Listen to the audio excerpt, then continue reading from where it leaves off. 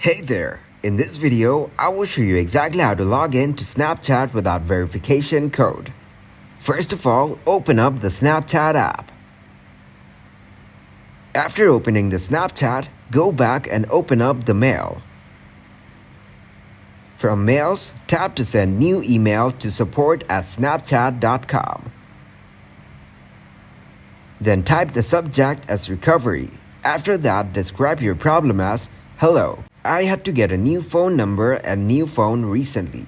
When I went to log in to Snapchat, it asked for a verification code. It is sending the code to my old number. Please assist me in recovering my account."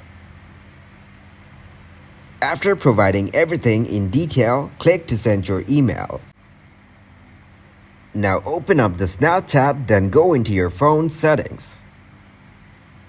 Scroll down in Settings and click on Messages. Make sure you turn on the iMessage, Send Us Message, and MMS Messages options. Thank you very much for watching, and don't forget to like the video and subscribe to the channel.